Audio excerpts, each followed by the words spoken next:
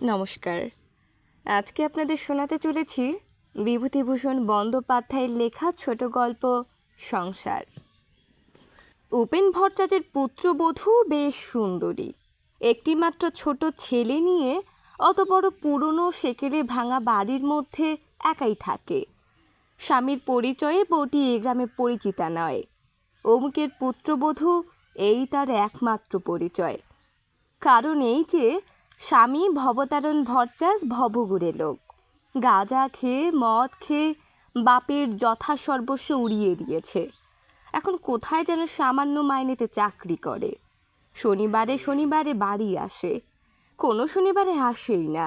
শ্বশুর উপেন ভট্টাচ গ্রামের জমিদার মজুমদারদের ঠাকুর বাড়িতে নিত্য পূজা করেন, সেখানেই থাকেন, সেখানেই খান। বড় একটা বাড়ি আসে না তিনিও। ভালো খেতে পান বলে ঠাকুর বাড়িতেই পড়ে থাকেন। নইলে সকালের বাল্যভোগের লুচি ও হালুয়া, পায়েস, দই ও বৈকালের ফলমূল 12 ফুটে লুটে খায়। কোনো কোনো দিন সন্ধ্যার দিকে তিনি বাড়ি আসেন, হাতে একটা ছোট্ট পুটুলি, তাতে প্রসাদী লুচি ও মিষ্টি, ফলমূল, একটু বা ক্ষীরের ছাঁচ থাকে। তার নাতি করুণার বয়স এই 7 বছর। না খেতে পেয়ে সে সর্বদা খাই খাই করছে। যা হয় পেলেই খুশি। তা কাঁচা আমড়া হোক, পাকা নোনা হোক, চাল ভাজা হোক, তালের কল হোক, আধা পাকা শক্ত বেল হোক, খাওয়া পেলেই হলো। স্বাদের অনুভূতি তার নেই। ঝাল, টক, মিষ্টি, তেতো তার কাছে সব সমান। ও করুণা, এই দেখ কি এনেছি। কি ঠাকুর দাদা? দাদু দাদু বলার নিয়ম নেই এসব অজপাড়া গায়ে। ওসব শৌখিন শহুরে বুলি করুণা শেখেনি। সে ছুটে যায় উৎসুক লোভীর ব্যর্থতা নিয়ে। ঠাকুরদাদা পুটলি খুলে দুখানা আখের টিকলি, একটা বাতাসা ওর হাতে দেন। ও তাতে মহা খুশি। ঠাকুরদাদা যে জিনিস দেন তার চেয়ে যে জিনিস দেন না অনেক ভালো, অনেক বেশি। পুটলির সে অংশে থাকে বৈকালি ভোগের লুচি। ঠাকুরদাদা যে জিনিস দেন তার চেয়ে যে জিনিস দেন না অনেক ভালো, অনেক বেশি। পুটুলির সে অংশে থাকে বৈকালি ভোগের লুচি, কচুরি, মালপোয়া ও তালের বড়া। যখনকার যে ফল সেটা ঠাকুরকে নিবেদন করার প্রথা এ ঠাকুর বাড়িতে বহুকাল থেকে প্রচলিত। এখন ভাদ্র মাস, কাজেই তালের বড়া রোজ বিকেলে নিবেদিত হয়। করুণা এক আধবার পুটলির অন্য অংশ চাইলে, কিন্তু তাতে তার লোভ হয় না। ওরকম দেখতে খুব ছেলেবেলা থেকে সে অভ্যস্ত। সে জানে ও অংশে তার কোনো অধিকার নেই। ঠাকুরদাদার দিকে ও বোকার মতো চেয়ে থাকে। উপেন ভট্টাচ গলায় কাশির আওয়াজ করে পুত্রবধূকে তার আগমন বার্তা ঘোষণা করতে করতে বাড়ি ঢোকেন এবং শটাং দোতলায় নিজের ঘরটিতে চলে যান। রোজ তার ঘরটিতে নিজে চাবি দিয়ে বেরিয়ে যান এবং এসে আবার খোলেন। পুত্রবধূকে বিশ্বাস করার পাত্র নন তিনি। কোনো মেয়ে মানুষকে বিশ্বাস নেই। বৌমা, বৌমা, ওপরে এসো। কে বাবা? একবার ওপরে এসো। পুত্রবধূ ওপরে গিয়ে দেখে শ্বশুর পুটলি খুলে কিসব খাবার জিনিস এতস্তভাবে হাড়ির মধ্যে পুড়ছেন। পুত্রবধূকে দেখে তাড়াতাড়ি তিনি হাড়িটার দিকে পেছন ফিরে বসে বললেন, বৌমা, ইয়ে করো তো, আমার ঘরে একটা আলু দিয়ে যাও। আপনি রাতে কি খাবেন? ভাত রাঁধবো? না, তুমি শুধু খাবার জল এক ঘটি দিয়ে যেও। এরপরে এ সংসারে বৃদ্ধ শ্বশুরের জন্য পুত্রবধূর রাঁধবার নিয়ম নেই। যার যা তার। ছেলে যখন আসে বাপের খোঁজ নেয় না, ওরা নিজে রাঁধে, নিজেরা খায়। উপেন ভট্টাচ এসে নিজের ঘরে তালা খুলে বড়জোর একটু জল, কোনো দিন বা একটু নুন চান পুত্রবধূর কাছে। এর বেশি তার কিছু চাইবার থাকে না, কেউ তাকে দেয়ও না। আজ পুত্রবধূ তার জন্য রান্না করার প্রস্তাবে তিনি খানিকটা বিস্মিত না হয়ে পারেননি মনে মনে। বোধহয় সেই জন্য পুত্রবধূর প্রতি তার মনোভাব হঠাৎ বড় দরাজ হয়ে গেল। তার ফলে যখন আবার সে জলের ঘটি নিয়ে ঢুকল, তখন তিনি হাঁড়িটা সামনে নিয়ে বললেন, দাঁড়াও বৌমা, করুণাকে দিয়েছি, আর তুমি এই দুখানা লুচি আর একটু মিষ্টি নিয়ে যাও, জল খেও। পুত্রবধূ দুই হাত পেতে শ্বশুরের দেয়া আধখানা ক্ষীরের ছাঁচ, খানচারে লুচি, আধখানা ছানার মালপোয়া ও দুটি তালের বড়া নিয়ে একটু অবাক হয়ে দাঁড়িয়ে রইল। শ্বশুর হঠাৎ কেন এত সদয় হয়ে উঠলেন তার উপরে? না খেয়ে থাকলেও তো কখনো পোছেন না সে খাচ্ছে না উপোস করছে। সে বললে, আমি যাই বাবা। হ্যাঁ যাও। পান আছে? না তো বাবা, এ হাতে আমার হাতে পয়সা ছিল না। করুণার পাঠশালার মাইনে 4 আনা বাকি, তাগাদা করছে মাস্টার, তাও দিতে পারছি নে। পুত্রবধূর নাম তারা। গরিব ঘরের মেয়ে না হলে আর এমন সংসারে বিয়ে হবে কেন? নিচে নেমে এসে সে ছেলেকে ডেকে 2খানা লুচি আর মিষ্টিগুলো সব খেতে দিলে। নিজের জন্য রাখলে 2খানা লুচি আর 2টো তালের বড়া। ছেলেকে তালের বড়া খেতে দিলে ওর পেট কামড়াবে রাতে। সত্যি, তার হাতে পয়সা না থাকায় কোনো দিনই রাতে সে কিছু খায় না। করুণার জন্য দুবেলায় চাল নেওয়া হয়, ও বেলা জল দেয়া ভাত সন্ধ্যের পিরিম জ্বালিয়ে করুণাকে খেতে দেয়। তারপর মায়ে বয়ে শুয়ে পড়ে। নিত্য নক্ষত্র ওঠে আকাশে, নিত্য চাঁদের জ্যোৎস্নায় প্লাবিত হয়ে যায় ওদের মস্ত বড় ছাদটা। ও ছেলেকে নিয়ে অত বড় বাড়ির মধ্যে একখানা ঘরে শুয়ে থাকে, ইঁদুর খুটখাট করে। কলা বাদুর পুরনো বাড়ির কোণে কোণে চটাপট শব্দে ওড়ে। ছাদের ধারের বেলগাছটাতে বেলের ডাল বাতাসে দোলে। কোনো কোনো দিন ও ছেলের ঘুম ভেঙে যায়। ভয়ে মাকে ঠেলা দিয়ে ঘুম ভাঙিয়ে বলে, ও কি খুটখুট করছে মা? কিছু না, তুই ঘুমো। ওই ইঁদুর বাইরে ছাদে, ওই শোনো। ও কিছু না, তুই ঘুমো। শাকচুনি আছে মা বেল গাছে? না, সেসব কিছু না। শোনো মা, রেতার দাদা গল্প করছিল তাদের বাঁশঝাড়ে শাকচুন্নি আছে। রেতা নিজেও দেখেছি একদিন। বুঝলে মা? তুই ঘুমো, ওসব বাজে গল্প। আচ্ছা খোকন, আমি একা একা রাত 8টার সময় পুকুরে কাপড় কেচে আসি, আমি কিছুতে দেখি না। উপেন ভট্টাচার্যের পুত্রবধূর সাহস খুব, এ কথা গায়েও সকলে বলা বলি করে। অত বড় প্রাচীন অট্টালিকার বহু ঘদরের মধ্যে ছোট্ট একটি ছেলে সম্বল করে বাস করে, ওই ভূতের বাড়িতে। বাবা, শ্বশুর তো কালী ভদ্রে বাড়ি ফেরে, স্বামীও প্রায় তাই। শনিবারে যদি বা এলো, রবিবার বিকেলে চলে গেল। ধন্যী সাহস বটে মেয়ে ছেলের। কেউ কেউ বলে মেয়ে মানুষের ভাই। যাই বলো, ও অতটা সাহস ভালো না। স্বভাব চরিত্রের কার কীরকম তা তো কেউ বলতে পারে না। শেষ রাত্রে করুণা আবার মাকে ঠেলা মেরে বললে, ও মা, ওঠো না, কিসের শব্দ হচ্ছে? তুই বাবা আর আমাকে ঘুমোতে দিলি নে। কই, কোথায় শব্দ? কে এসে দরজায় ঘা দিলে। কড়া নাড়লে ওদের ঘরের বাইরে। তারা ধর্মর করে উঠে বললে, কে?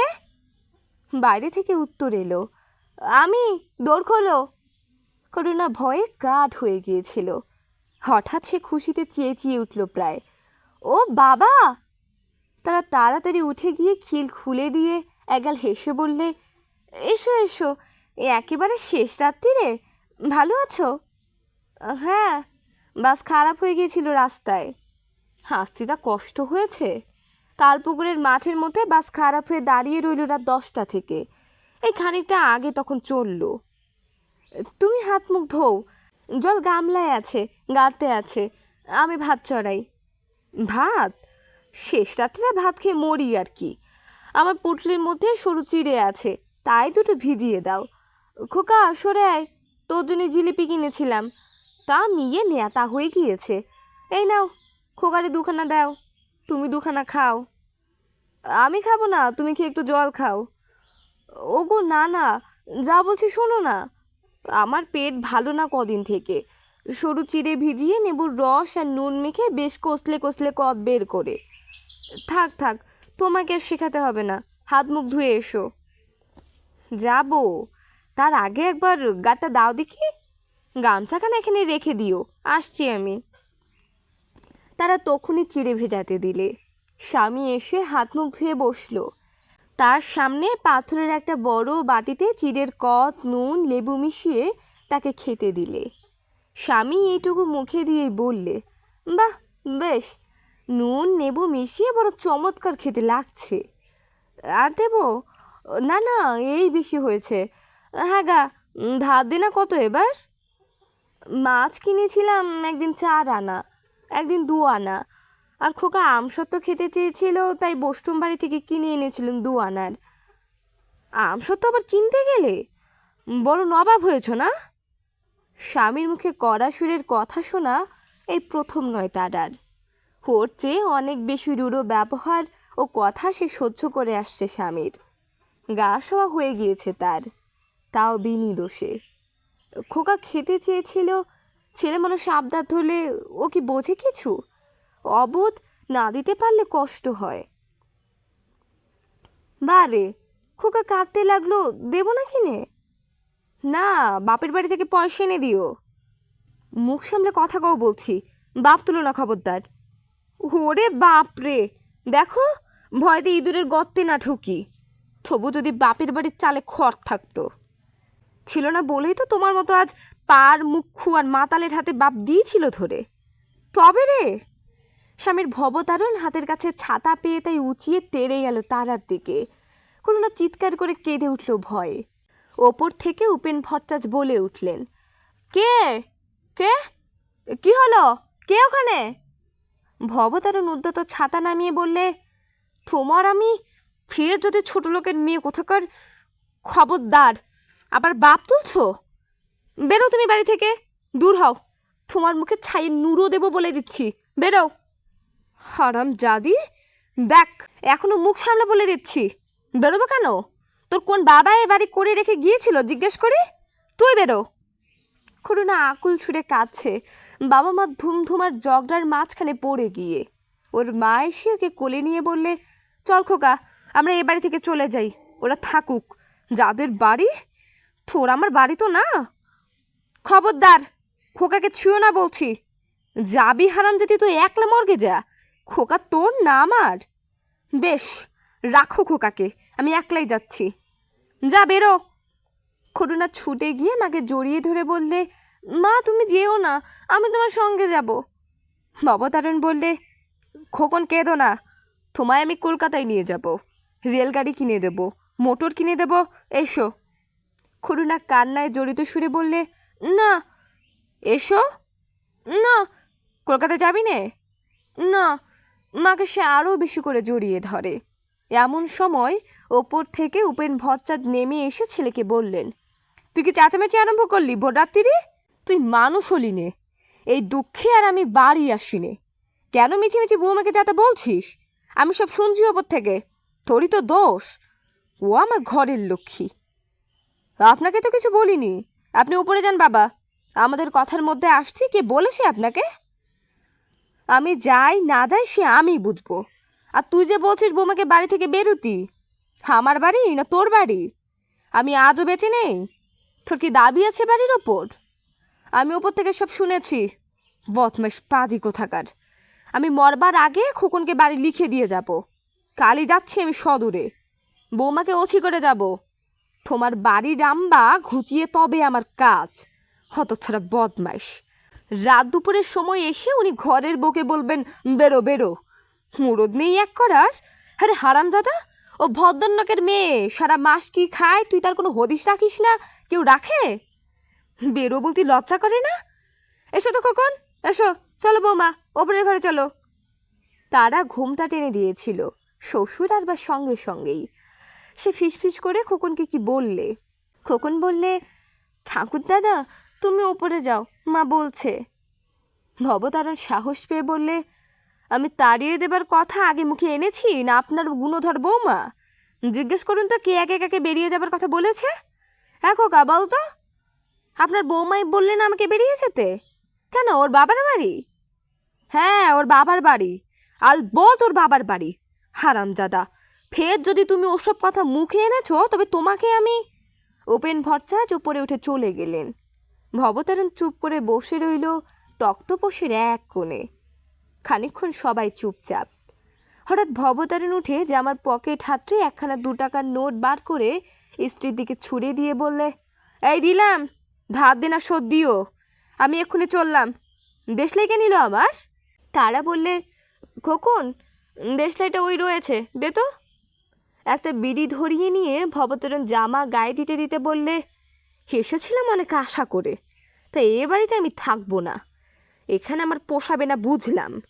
কেউ যখন আমাকে দেখতে পারে না এ বাড়িতে, খাওয়া হলো না, শরীরটাও খারাপ। তা হোক, যাবই।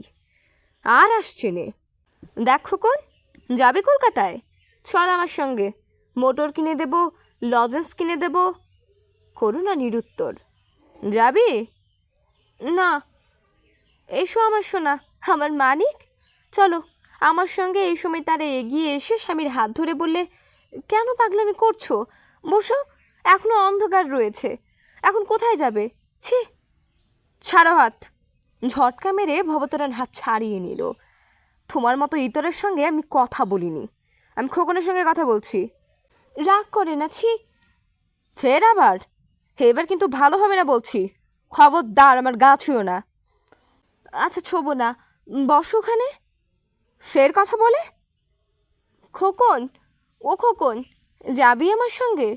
আয়, আর কখনো যদি এই ভিটিতে পদার্পণ করি তবে আমার। করুণা মায়ের পেছনে গিয়ে লুকিয়ে আছে, তার কোনো সাড়া পাওয়া গেল না।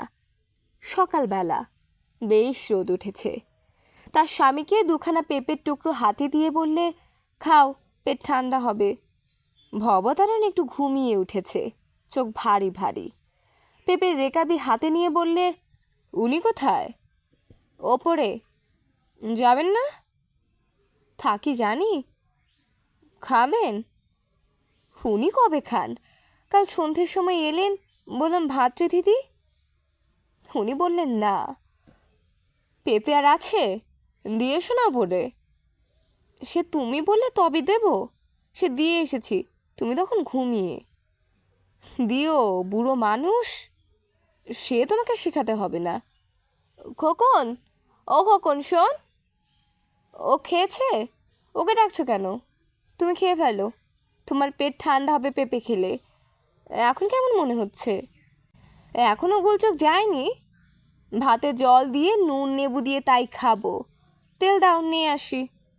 করুণা বাপের কাছে এসে বললে, কি বাবা? এই নে খা। তারা বললে, আহা, কেন আবার, তুমি খাও। এই সময় উপেন ভট্টাচ খড়ম পায়ে দিয়ে উপর থেকে নেমে এলেন। ঘরে উকি দিয়ে বললেন, কে ভবতারণ? ভালো পেঁপে, খা।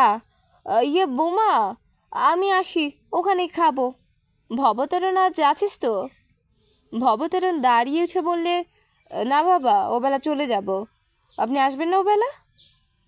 আচ্ছা, তুই যাবার আগে আমি ফিরে আসব। আমি। এই সময় তারা ফিসফিস স্বরে কি বললে স্বামীকে। ভবতারণ ডেকে বললে, বাবা। কি? এবেলা এখানে দুটো খাবেন। আপনার বৌমা বলছে কই মাছ আনতে যাচ্ছি বাঁধালে, একসঙ্গে বসে অনেকদিন খাইনি, কেমন?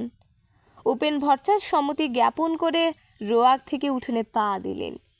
কি ভেবে এসে আবার বসলেন রোয়াকে। পুত্রবধূ বললে, তামাক সেজে দেবো?